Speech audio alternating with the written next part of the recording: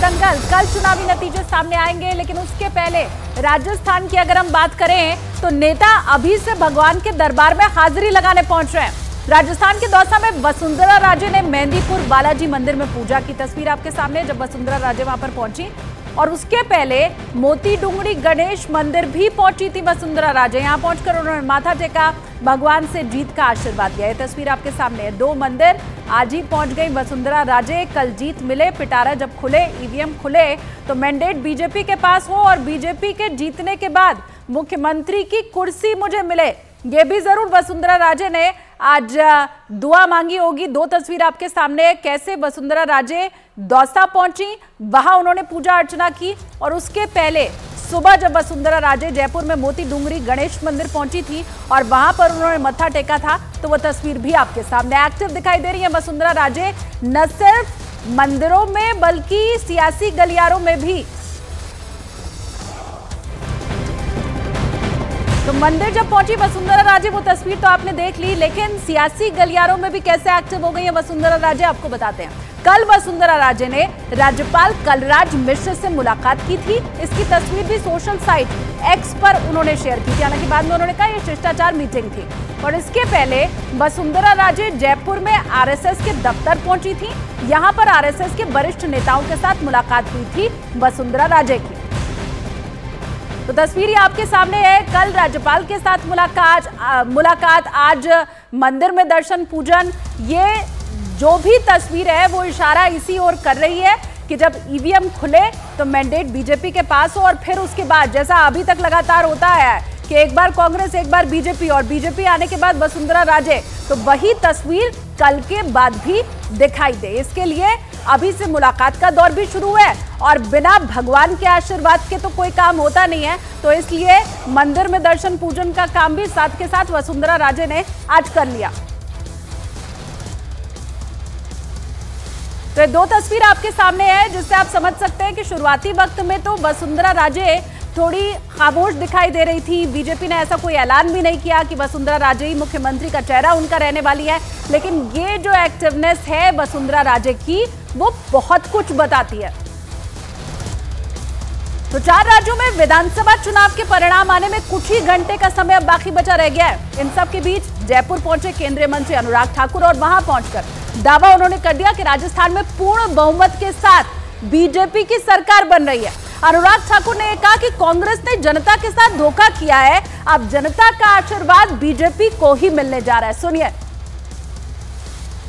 जनता का इंतजार खत्म होगा, अराजकता भ्रष्टाचार से छूट मिलेगी और राजस्थान की कांग्रेस की इस लूट वाली सरकार से अब मुक्ति मिलेगी। केवल एक दिन का इंतजार, और लोगों ने जो कमल खिलाने के लिए आशीर्वाद दिया है उसके लिए उनका धन्यवाद। दावा कांग्रेस कर रही है कि उनकी योजनाओं के बदौलत दोबारा से रिपीट होगी सरकार।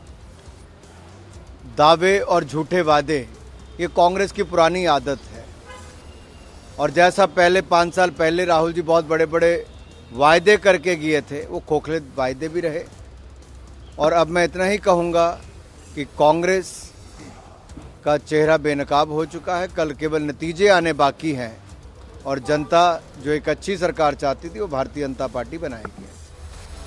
और इस वक्त की एक और बड़ी खबर राजस्थान से ही मिल रही है। तमाम एग्जिट पोल के क्या नतीजे हैं, वो क्या कह रहे हैं, ये तो हमने आपको दिखाई दिया है। अब सट्टा बाजार क्या कह रहा है वो भी आपको बताते हैं। राजस्थान में बीजेपी की सरकार पर दाव इस वक्त खेला जा रहा है। राजस्थान का फलौदी सट्टा बाजार बड़ा फेमस है ये चुनाव को लेकर के अपने आकलन के लिए।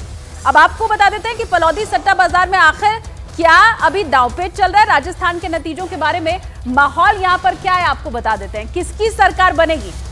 बीजेपी पर 115 से 118, कांग्रेस 68 से 70। मतलब न सिर्फ एग्जिट पोल बल्कि अगर हम सट्टा बाजार की बात कर लें तो वहां पर भी बीजेपी के खाते में ज्यादा सीट जा रही है।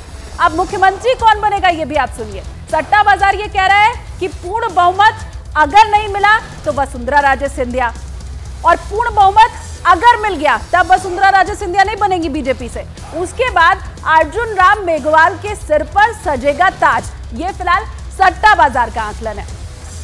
कौन जीतेगा कौन हारेगा ये भी वहां पर इसके ऊपर भी सट्टा लग रहा है। वसुंधरा राजे सिंधिया, राजेंद्र राठौर, इनकी जीत तय मानी जा रही है।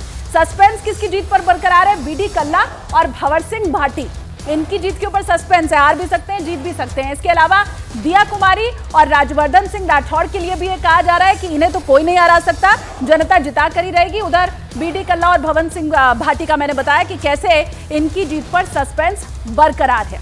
बागियों की जीत के ऊपर भी सट्टा यहां पर लग रहा है। रविंद्र सिंह भाटी और प्रियंका चौधरी, इनकी जीत के ऊपर भी सट्टा लग रहा है। जिसके खाते में कम सीट जा रही है उधर अगर आप सट्टा लगाइएगा तो पैसा ज्यादा मिलता है। रविंद्र सिंह भाटी, प्रियंका चौधरी, ये बागी, इनकी जीत के ऊपर भी सट्टा। तो आकलन सट्टा बाजार में भी लग रहा है, सटोरिये पैसा यहां पर भी लगा रहे हैं और इसके साथ भी जीत हार की तय करने का जो कोशिश है, क्योंकि ईवीएम तो कल खुलेगी, उसके पहले फलौदी सट्टा बाजार जो कि बहुत फेमस है, वहां पर सट्टा बाजार जो इस वक्त गर्म है वो आपको हम बता रहे हैं। तो वसुंधरा राजे तभी बन सकती है मुख्यमंत्री जब बीजेपी को क्लीन मैंडेट नहीं मिलता है। फिलहाल सट्टा बाजार ये कह रहा है। अब जब भगवान के दर पर पहुंची वसुंधरा राजे तो फिर उन्होंने क्या मनोकामना मांगी, क्या उन्होंने भगवान से कहा, ये वसुंधरा राजे ही जानती होंगी। लेकिन हाँ, इतना तय जरूर है कि अभी फिलहाल हर कोई एक्टिव दिखाई दे रहा है राजस्थान के अंदर।